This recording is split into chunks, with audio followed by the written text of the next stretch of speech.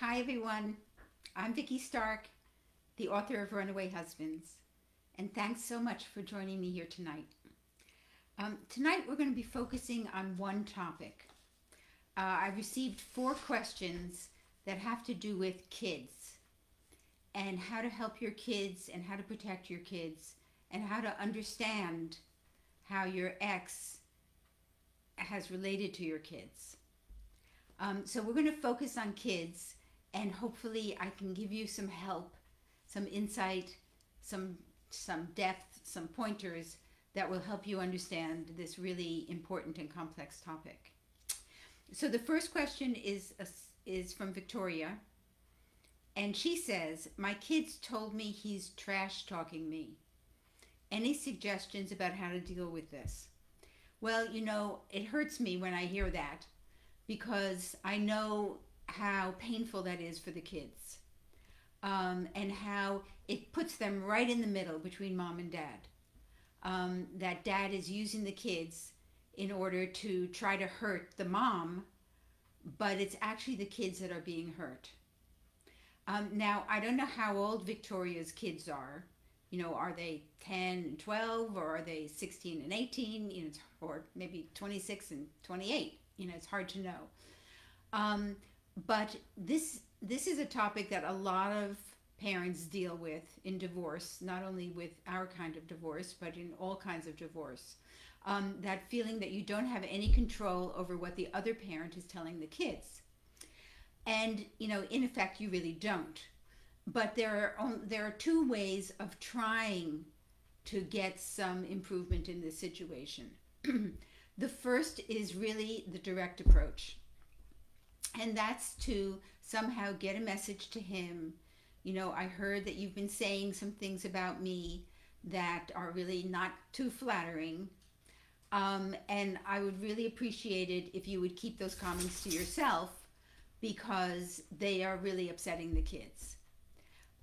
So if you want him to hear you and listen to you, you can't attack back too viciously, because then he's just going to say, "She's hysterical, I'm not listening to her." But if you can send a message, an email, or in some way send a message that is measured and straightforward, sometimes people do hear messages like that. And to just ask him, "Could you please, just be conscious of the fact that what you say puts the kids in the middle and is upsetting them." So, that's always, I always like the direct approach. You go right to the source. You say what you want to say.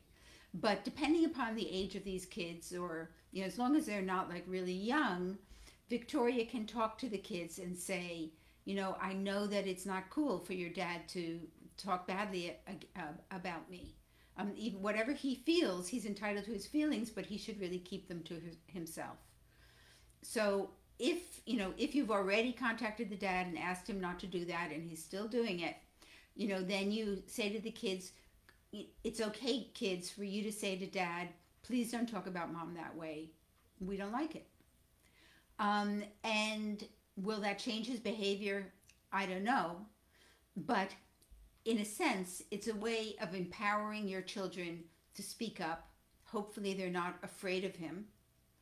And hopefully if he hears it from them, he might be more likely to tone it down and watch what he says. Fingers crossed. No guarantees. So the next question comes from Claire. This is a huge question, an important question, because it affects so many people, which is, "I'm struggling to understand how my ex-husband can discard his children so easily. How and why do they move on and dismiss their children? The other woman has become a priority. I'm not sure I will ever get over that part."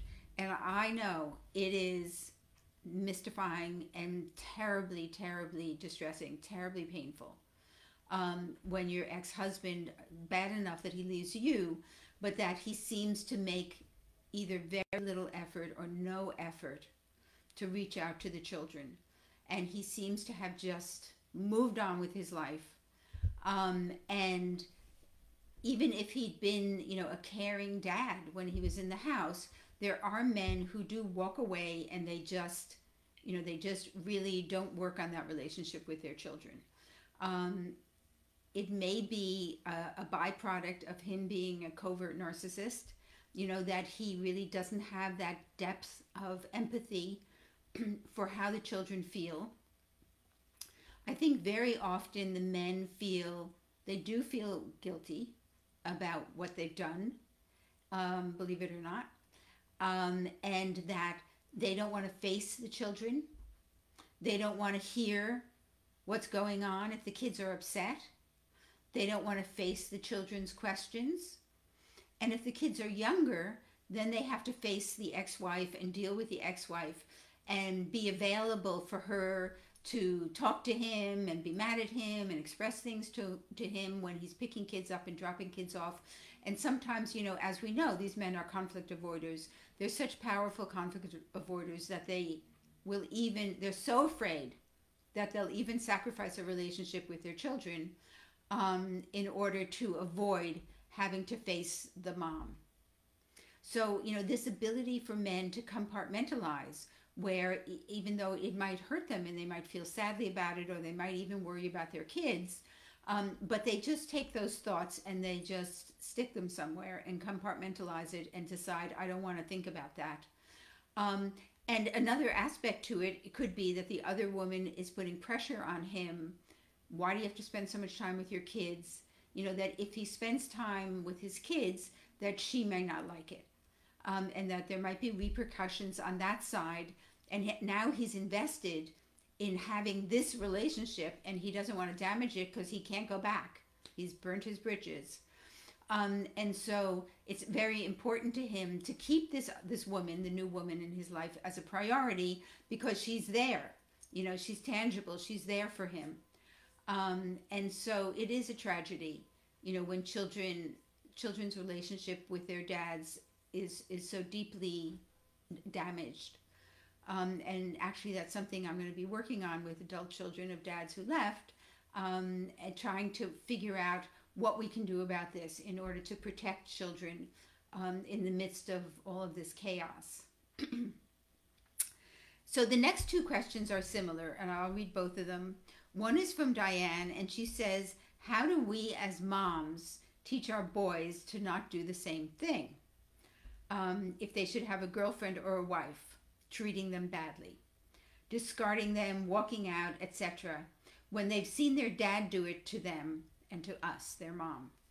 And the second part of that question is from Jeannie, and she says, I have teenage girls, and I worry that the abandonment from their father will have a terrible impact on them later on when they develop their own relationships with boys, their 14-year-old twins. Any advice for helping them be resilient through this horror? And of course, we're all worried about how this will affect our children. Will it make them jaded and not really trust relationships? Will it make them feel as though it's okay to do this kind of thing? If they're like Diane with her boys, is that going to be the outcome? That the boys are going to sort of replicate the behavior of the dad, or for Jeannie, are her daughters going to be able to have a trusting relationship when they've seen their dad walk away? It's an important question, but I think that always, if you can be straightforward and honest with your children, and particularly if you don't sort of spew negativity on them, like with the daughters, to say, guys are like that, you can't trust men, be very careful. And I know moms do say things like that, because mom's been hurt. She's not sure she can trust again. And somehow she either very overtly or sort of in a more subtle way sends that message to her daughter that men are not to be trusted. So I think that it's true that some men are not to be trusted, and maybe, our husbands who walked away were not to be trusted. But that's not true of all men, and I really truly believe that. That there are wonderful, loving, committed men who stay for a lifetime and care very deeply about their families throughout their whole lifetimes. And you want to give your daughters the opportunity to have that kind of loving, trusting relationship. So you have to watch the messages that you're giving to them. You have to be careful not to say things like, well, what do you expect? He's a guy, or men are like that, or that kind of thing. And so I think that that's one way that you can help your daughters, hopefully when they grow up, if they're interested in getting into a relationship with a man, that they can feel as though, yes, there are good men. And maybe when you look around your own life, at your brothers, if you have brothers, or your father, or your uncle, or your grandfather, are these examples of men who you admire the way they dealt with their families. And you can hold these men up as a positive example to your daughters.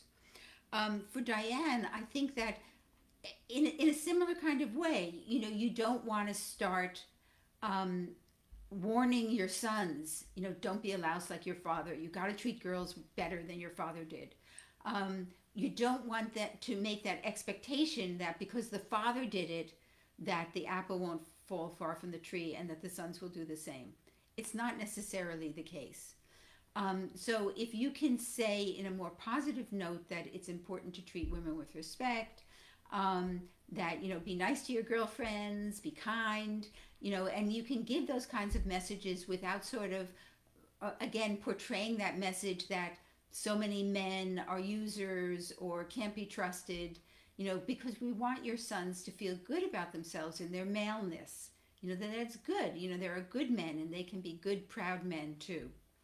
And so I think that the messages that you parents are giving to your sons and your daughters it's worth taking a moment and just thinking through how careful you've been in trying not to portray all men in such a negative light in spite of what has happened in your family.